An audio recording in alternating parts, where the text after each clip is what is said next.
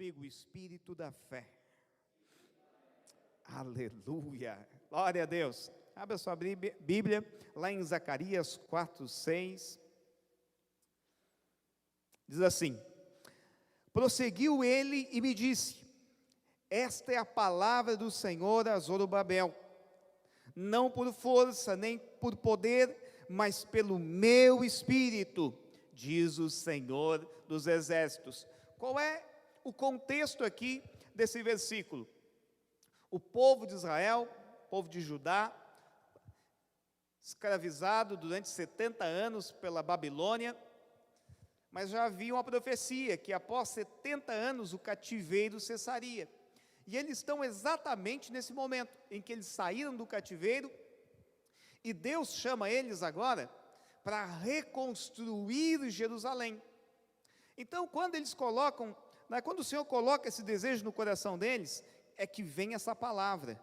O Senhor diz assim para eles: não por força nem por poder, mas pelo meu espírito. O que essa palavra diz para nós hoje? Esses irmãos aqui enfrentaram muitas resistências para reconstruir os muros de Jerusalém, mas o Senhor deu vitória a eles. Por quê?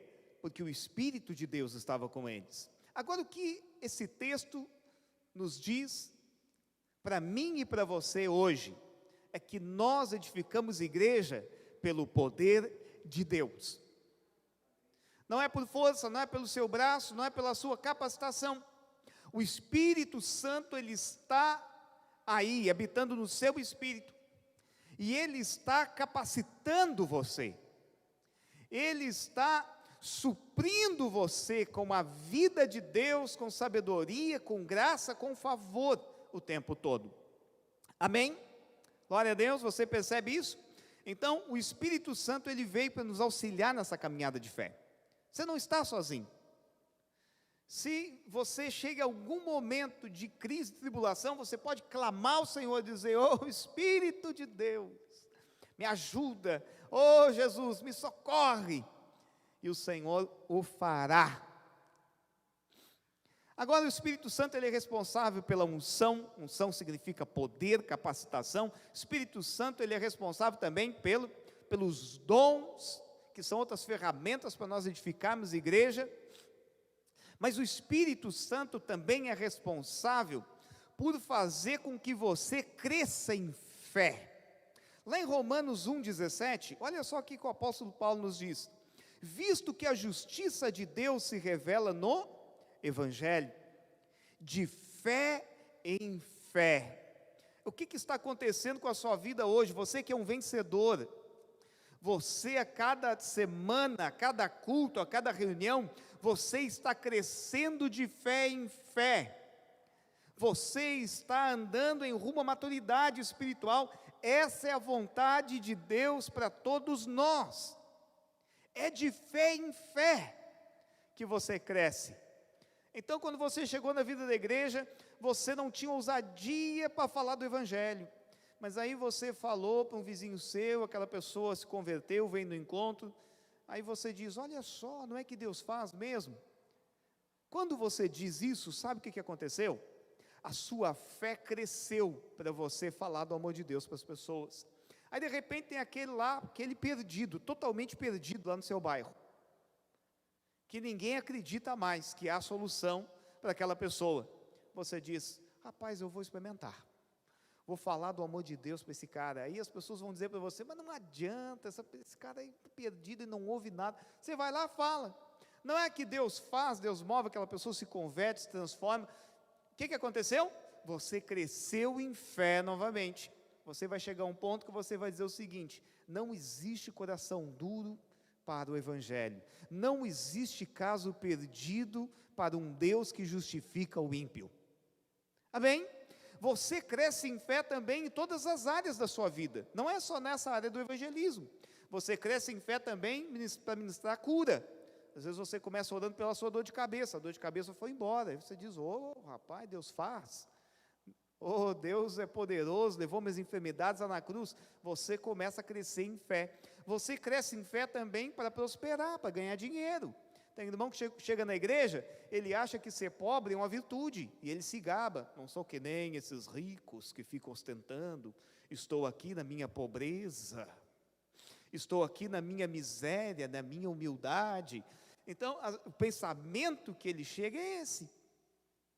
Mas ele vai crescer em fé, e vai perceber que Deus o capacitou também para prosperar, para ganhar dinheiro, para ser uma bênção, para abençoar o corpo de Cristo, para abençoar outros, para abençoar a sua família.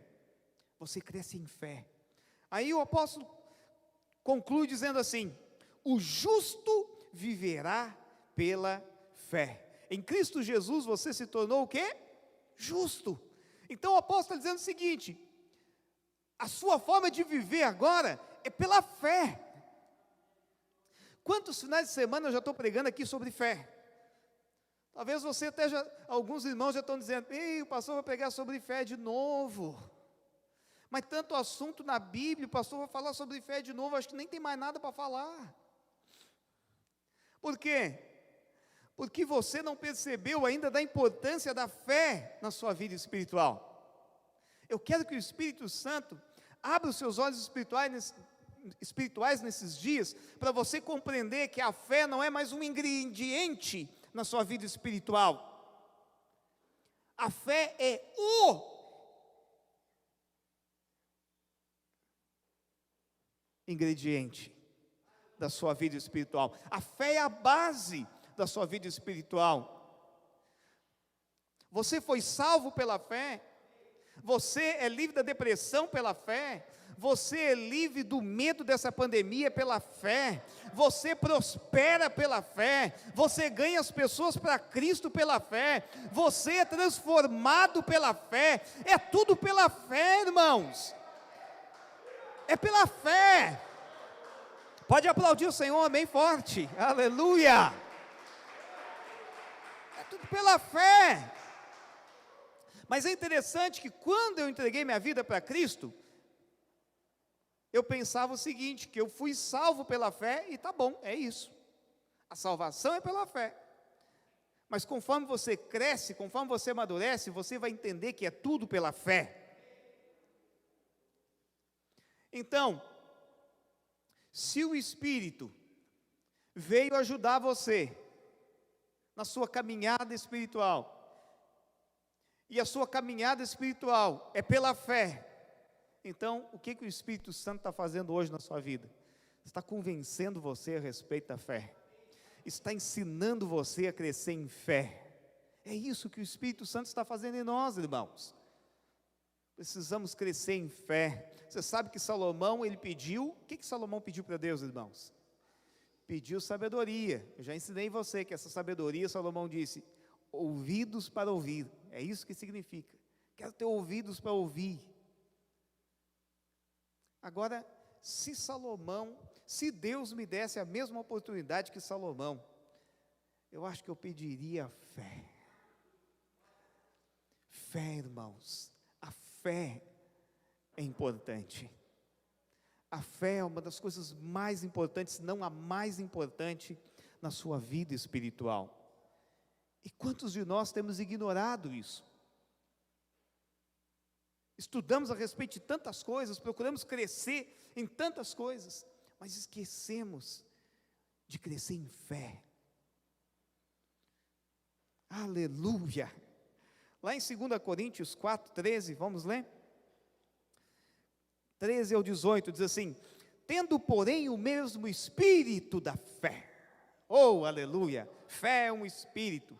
Se é um espírito, é contagiosa. Se você é cheio de fé, irmão, você vai contagiar os irmãos da célula.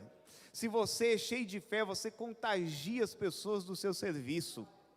Conversando com um irmão um tempo atrás, e ele falando que todos os dias ele chegava de manhã no serviço, e ele profetizava ali sobre a vida dos colegas do departamento, dizia: olha, hoje vocês vão ter um dia abençoado, hoje aqui o serviço vai ser maravilhoso, Deus é com vocês, Deus é conosco. Chegava toda manhã, ele chegava e falava. Aí tinha alguns colegas que começaram a ficar incomodados. Por quê? Porque tem gente que quanto pior, melhor. Essa é o lema do incrédulo. Tem que acontecer algo ruim para se concretizar aquilo que ele vive dizendo. Para ele dizer, viu, eu falei. Aí alguns colegas ficavam incomodados e diziam, mas todo dia a mesma coisa, fulano chega, vem com essa ladainha. Aí ele disse que ele ficou aborrecido com aquilo, ele disse, sabe uma coisa? Amanhã eu não vou falar nada, vou chegar, vou ficar na minha. Aí foi, não falou. Aí lá pelo meio-dia, um colega dele procurou ele, disse assim, rapaz, o que houve? Não houve nada, tá tudo bem, tudo bem, graças a Deus. Vou te confessar uma coisa, eu senti falta de algo hoje. Aí o irmão perguntou, falta de quê? Rapaz, senti falta daquelas tuas palavras quando tu chega aqui, abençoando a gente. Sabe que às vezes eu vinha para cá trabalhar, desanimado, rapaz, e eu ficava aqui esperando tu chegar, para te falar aí umas palavras de ânimo, umas palavras de fé, lá, e aquilo, sabe, rapaz, dá uma energia positiva para a gente, porque o incrédulo é assim que ele fala, né? Fulano tem uma energia positiva boa, mas na realidade é a vida, é a presença de Deus. Então, fé é um espírito, é contagiosa. Então, continuamos, como está escrito, eu criei, por isso é que falei. Também nós cremos, por isso também falamos. Você crê? Amém? Então fala, irmão, tem que abrir os lábios e falar, dar a cara a tapa com o Senhor.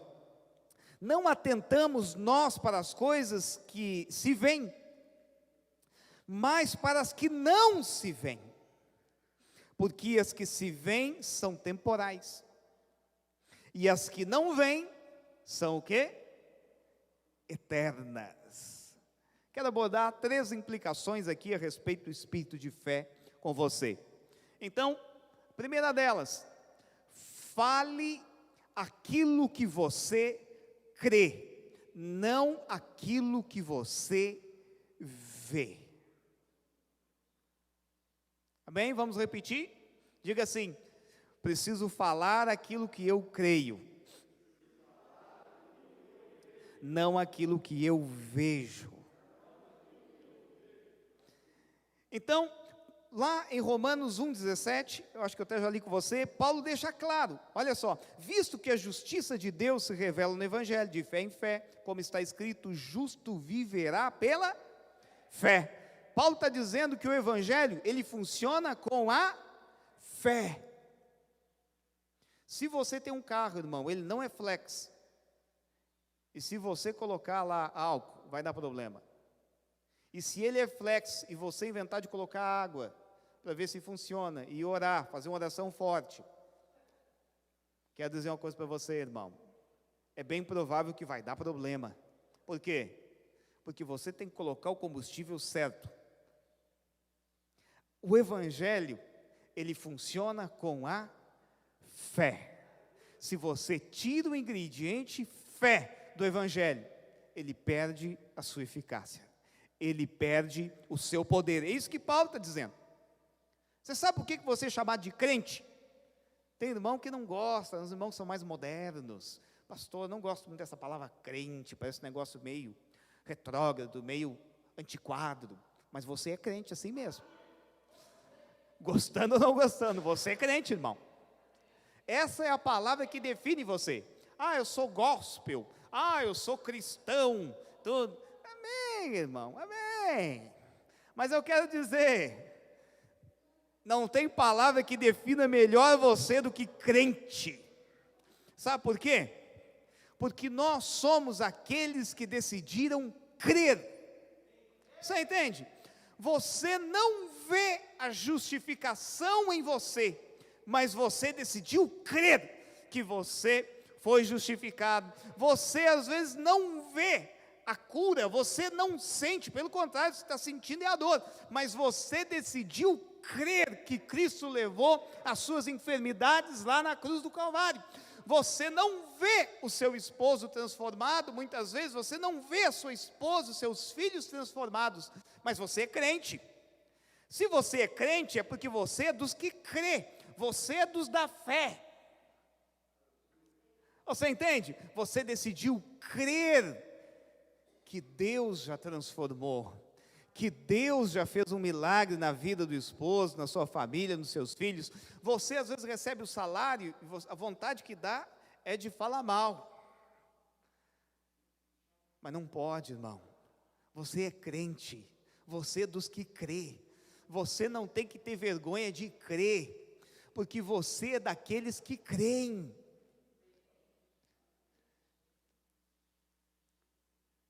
Houve um momento que chamaram os irmãos de cristãos. Estava totalmente relacionado a Cristo, os pequenos cristos. As palavras, tá, elas denotam algo. É por isso que nós somos crentes. Você não foi apenas salvo pela fé. Nós cremos na justiça pela fé. Cremos na vitória pela fé. Cremos numa família abençoada pela fé. Smith, um dos maiores evangelistas do século XIX, ele falou o seguinte: nenhum homem olha para a aparência, se ele crê em Deus. Nenhum homem olha para a aparência das coisas, se ele crê em Deus. Qual é o problema, às vezes, daqueles irmãos que são muito intelectuais ou naturais? Natural é uma palavra que define melhor, porque ele fica olhando sempre para a aparência das coisas, ele fica olhando sempre para a capacitação dele, para a capacitação dos outros. Então, lá na vida da célula, ele olha para a capacitação natural, ele diz: não, vou ter que chamar esse irmão aqui. Mas eu quero dizer uma coisa para você: Deus vê muito mais do que aquilo que os homens veem, e é por isso que eu e você estamos aqui. Se você está aqui hoje, se você hoje serve a Cristo, é porque qualquer um pode servir.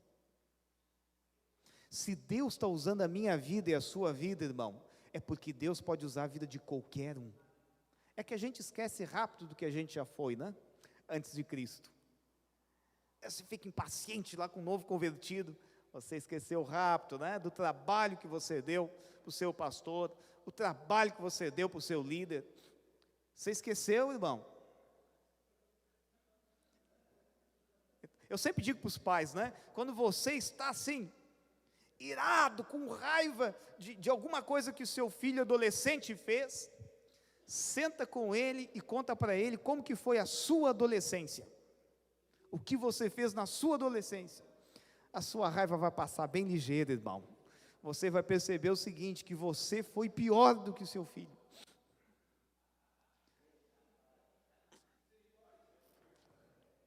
Então, eu não sou movido pelo que vejo, não sou movido pelo que sinto, sou movido por aquilo que creio. Vamos, repita comigo, diga assim: eu não sou movido pelo que vejo, não sou movido pelo que sinto, sou movido pelo que creio. Eu acho que o maior desafio dos irmãos é renunciar, né, àquilo que você vê. E das irmãs é renunciar àquilo que você sente. Mas pastor, é que eu não estou sentindo, pastor. Não é assim? E os irmãos? Parece que é só o pastor que não está vendo. Olha só, pastor, é que eu estou vendo, a circunstância está aqui. Mas você não deve andar por aquilo que você vê, você não deve andar por aquilo que você sente. Ande por aquilo que você crê. Esse é o combustível do Evangelho. Oh, aleluia! Quais são as palavras do apóstolo Paulo? Porque criei, então, por isso falei. Aí tem irmão que muda o versículo. Tem irmão que ele diz: porque vi, por isso falei. Não é porque viu, irmão. Se você está vendo a vontade de Deus, melhor ainda. Mas a fé, ela não espera ver. E se você já viu, não é fé espiritual mais. Só tem oportunidade de desenvolver fé espiritual quando você não viu ainda. É porque crê. Então falei. Não é porque viu. O apóstolo deixa muito claro: não ande por aquilo que você vê ou crê, ou sente, ande por aquilo que você crê, desculpa. Segundo princípio, valor aqui: o que você vê é temporário, mas o que você não vê é eterno. Foi isso que o apóstolo falou. O que você vê é temporário, o que você não vê é eterno. O mundo espiritual é invisível, mas não é porque ele é invisível que ele não existe. Você vê o coronavírus? Você não vê. Mas você que está comigo aqui, você está de máscara agora. Por quê? Você sabe que ele existe. Você entende? O mundo espiritual também é assim. Você não vê, mas ele é real. Pastor, quem pode acessar o mundo espiritual? Somente aquele que crê. Nos nossos dias, só pode acessar o mundo espiritual e tudo que está lá, somente aquele que crê. Somente aquele que anda pela fé. Não é pecado você contemplar o mundo natural. Porque tem irmão que às vezes ele tá doendo a perna dele, mas aí os irmãos, lá naquele momento das orações das células, os irmãos, alguém tem um motivo de oração aqui? Aí o irmão diz, não, nem vou falar, porque está doendo aqui, mas já estou curado, eu creio que eu estou curado. Amém. Mas você não precisa negar, porque chega aquele parente, aquele compadre, aquela comadre que não é crente ainda e pergunta, fulano, o senhor estava com a dor na perna? Não sinto dor nenhuma, mas daqui a pouco ele sai mancando. Entende? Aí o que o parente que é incrédulo pensa? Viu só, como eles ficam tudo louco, vão para a igreja, ficam louco. Você entende? Você não precisa negar o que a gente está vendo. Eu estou sentindo, mas eu estou crendo em uma verdade que é superior a essa. Se alguém perguntar para você, qual foi o diagnóstico que o médico deu? Olha, o diagnóstico foi esse. Mas eu estou crendo mais em outro diagnóstico que eu tenho. Tem outro diagnóstico? Tem outro diagnóstico. Do médico dos médicos. Ele disse que eu estou curada. Ele disse que eu estou curado. Você entendeu? Só pode acessar o mundo espiritual aqueles que creem. Lá em Números 14, 24, Deus fala de Josué e Calebe. Você conhece a história de Josué e Calebe? Foram aqueles espias, 12 espias espiar Canaã, e eles voltaram, 10 voltaram com uma notícia, o quê? Ruim, triste. Mas Josué e Calebe tiveram uma postura diferente. Eles decidiram falar baseado na fé, baseado naquilo que Deus tinha dito. Naquele dia, toda aquela nação, eram milhões de irmãos, todo aquele povo decidiu andar pelo que via. E o que aconteceu? Nenhum deles, o Senhor disse que todos aqueles acima de 20 anos não entrarão na terra, porque não creram. A Bíblia diz que na vida de Calebe havia um espírito diferente. Sabe qual é o desejo do meu coração? Que Deus nessa manhã olhe para você e diga a mesma coisa. Nele há um espírito diferente. Olha só, existe a circunstância diversa, existe lá o sentimento, mas ele continua crendo, ele continua confessando a palavra, confessando a vontade de Deus. Esse é o espírito diferente que havia em Calebe. Esse é o espírito que precisa haver em mim e em você também. Eles entraram na terra prometida, porque eles creram. Você é dos que crê também? Amém?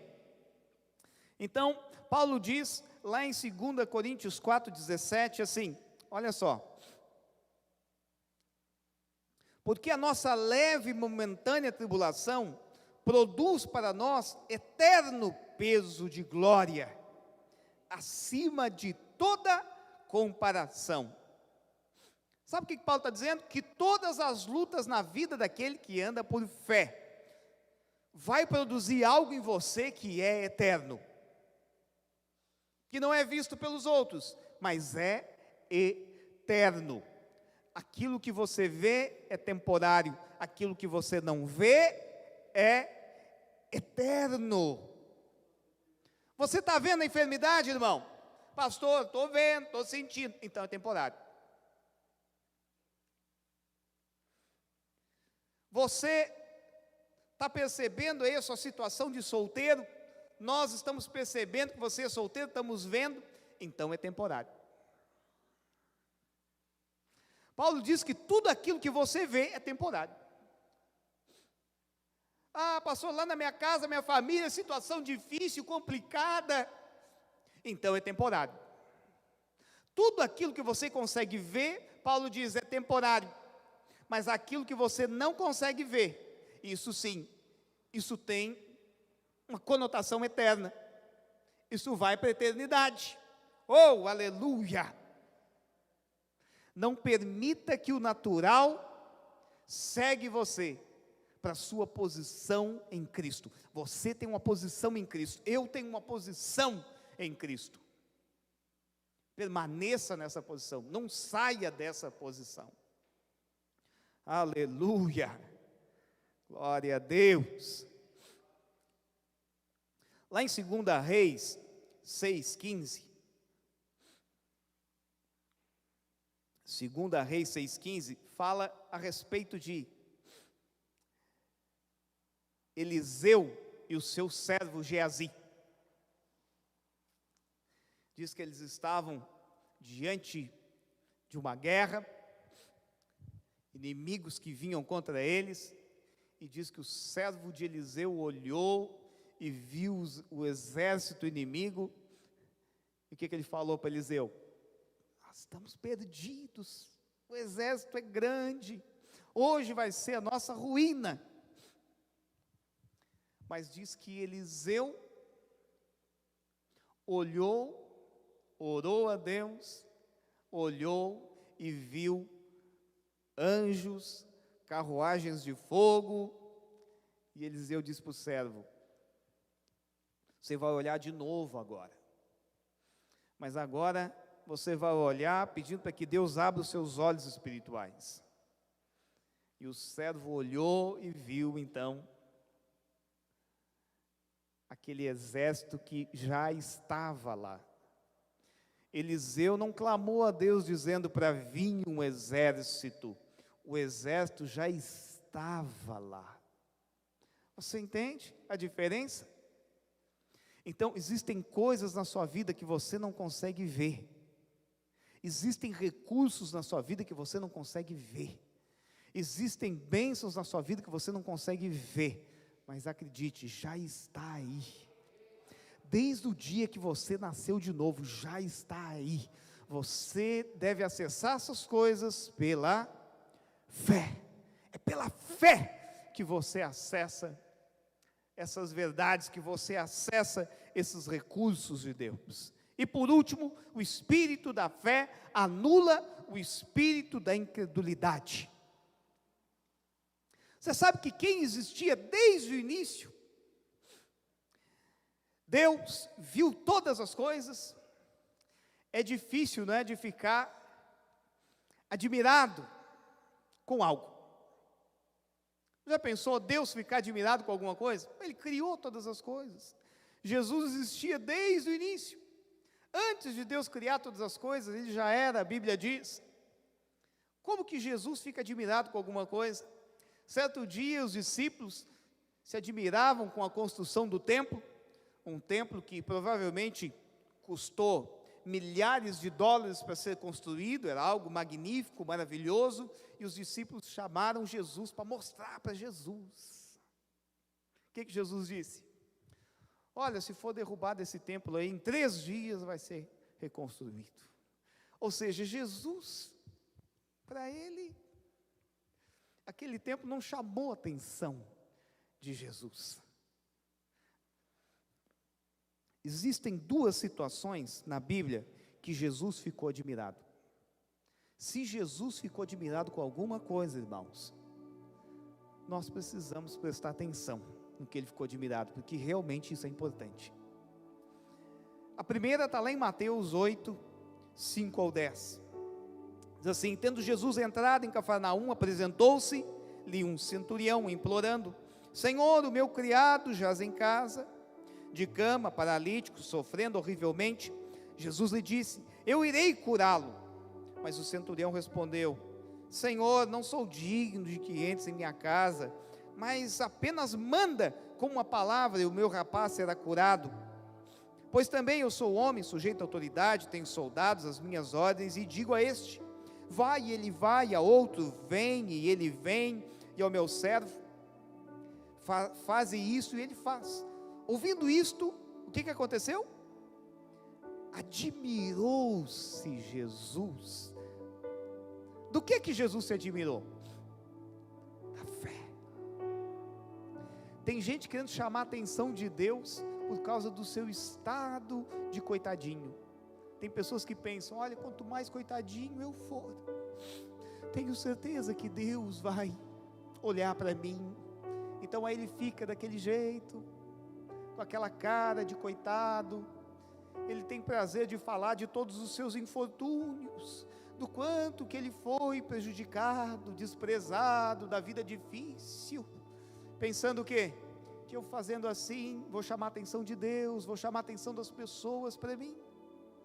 Mas é o contrário, meu amigo. A sua situação não chama a atenção de Deus, porque senão Jesus tinha tirado aquele ladrão que estava lá na cruz.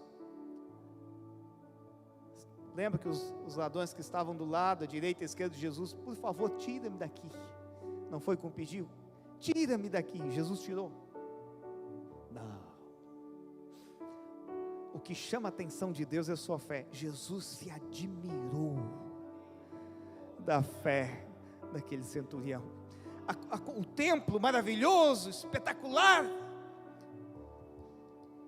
mas da fé do centurião, Jesus se admirou, chamou a atenção do Senhor. Eu fico pensando o que os discípulos ficaram falando entre si, porque aquele centurião nem crente não era, ele não achou nem digno que Jesus fosse na casa dele. Sabe lá o que tinha na casa dele, que ele não queria que Jesus fosse lá. Daqui a pouco tinha lá as imagens, os deuses. Eu fico imaginando os discípulos conversando entre si: nunca viu o mestre admirado, agora se admirou com esse aí. Nunca foi lá no culto. Tu viu ele lá na reunião da célula? Nunca foi lá na reunião da célula também. E agora o Senhor se admira. Quando nós mostramos o templo para ele, não fez nem questão. Mas agora desse daí, Jesus se admira. Porque eu imagino que a cabeça dos discípulos, de vez em quando, andando com Jesus, ou de vez em sempre, né? Assim é você, né? Ontem comentava com o irmão, né? Ele veio de uma igreja que pregava a lei, chegou aqui, começou a ouvir a graça, aí a cabeça faz assim, ó. Vira de perna para o ar, porque ele diz: não pode. Os discípulos com Jesus, acho que todo dia era assim também. Mas teve outra situação que Jesus se admirou também. Está lá em Marcos 6, do 1 ao 6. Diz assim: tendo Jesus partido dali, foi para a sua terra. Para onde é que Jesus foi? Para a terra natal dele. E os seus discípulos o acompanharam. Chegando o sábado, passou a ensinar na sinagoga, e muitos, ouvindo, se maravilhavam, dizendo: de onde vem a este essas coisas? Que sabedoria é esta que lhe foi dada? E como se fazem tais maravilhas por suas mãos? Não é este o carpinteiro, o filho da Maria, o irmão do Tiago, José, Judas e Simão? Então olha só, Jesus tinha irmãos, né? E não vivem aqui entre nós suas irmãs? Irmãs também. E escandalizavam-se nele. Jesus, porém, lhes disse: Não há profeta sem honra, senão na sua terra, entre os seus parentes e na sua casa. Não pôde fazer ali nenhum milagre,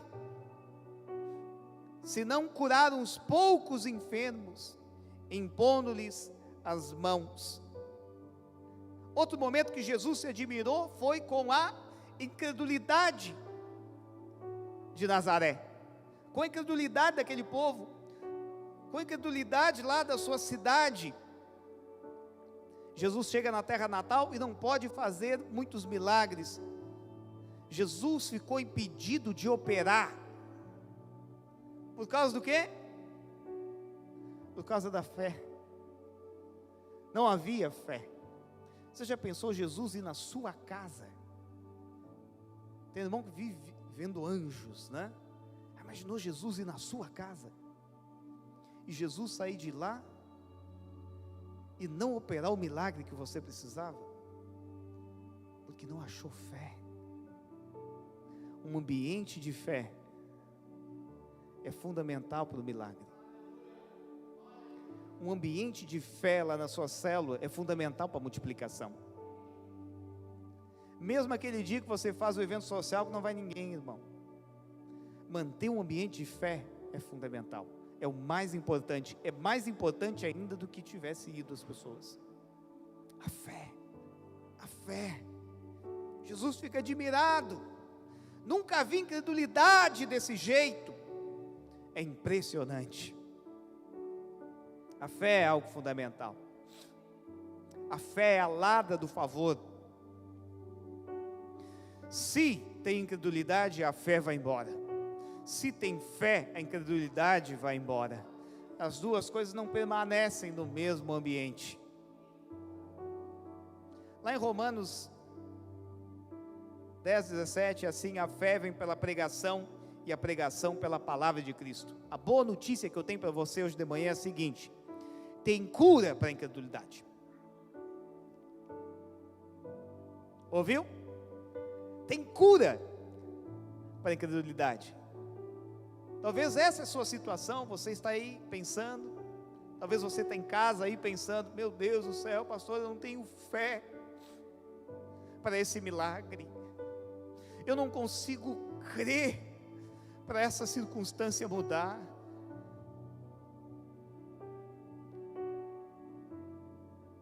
Pastor, eu não tenho, o medo chegou, e eu não tenho fé para mandar esse medo embora. A cura para a incredulidade. Paulo diz que a cura é você se expor à palavra de Deus, é você receber a palavra de Deus, é você se expor à presença do Espírito, é você receber uma palavra rema, não é você se expor à palavra escrita apenas, é você se expor à palavra rema, a palavra dita de Deus. É quando a ficha cai, é quando explode no seu espírito. Aleluia. Pedro estava crendo, mas de repente começou a olhar para o vento, para a tempestade. Esses dias eu estava pensando o seguinte: para quem está andando por sobre as águas, andar por sobre as águas é uma coisa natural, irmãos? Não é. Por que alguém andando por sobre as águas vai se preocupar com o vento? É uma coisa ilógica. Calma aí.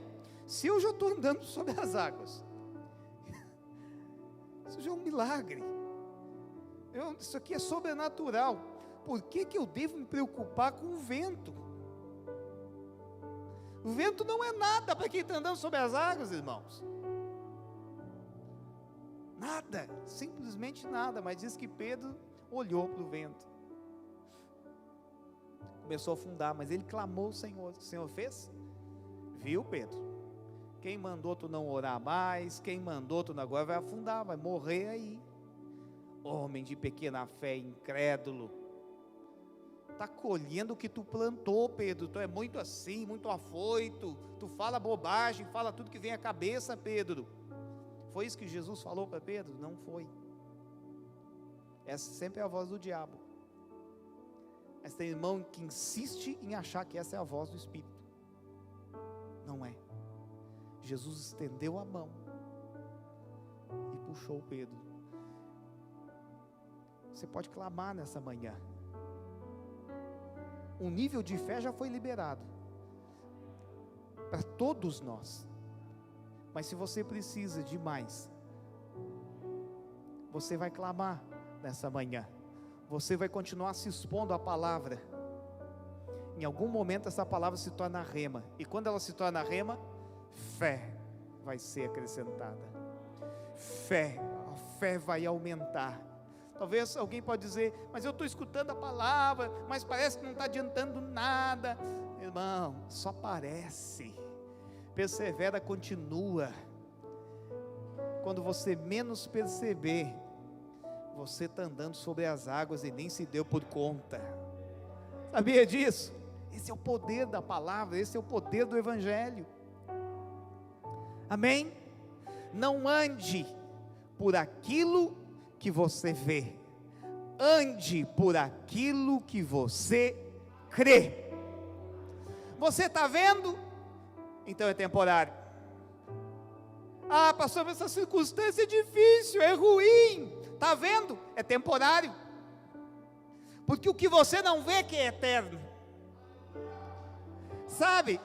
Às vezes você está vendo, a circunstância não é boa, mas no seu espírito, você sabe que aquilo não é permanente, você sabe que a vontade de Deus é outra, você sabe que a vontade de Deus é muito melhor, é muito mais alta, é isso que é eterno, porque o que você vê é temporário, vai passar, essa circunstância vai passar, esse momento vai passar, essa crise vai passar. Sabe por que vai passar? É porque você está vendo, se você vê é temporário. O espírito de fé, o espírito diferente que havia em Caleb, ele desfaz com a incredulidade. Se você não tem fé nessa manhã o suficiente, você vai clamar ao Senhor, porque criei e falei. Pode ficar em pé, amém? Porque criei e falei. Essa é a sequência. Você crê, você deposita confiança na palavra. Quando você deposita confiança na palavra, você fala. Quando você fala, vira um sentimento. Depois, vira uma atitude. Porque quem crê de verdade, não fica sentado no sofá. Quem crê de verdade, não fica em casa, esperando algo acontecer. Quem crê de verdade, levanta.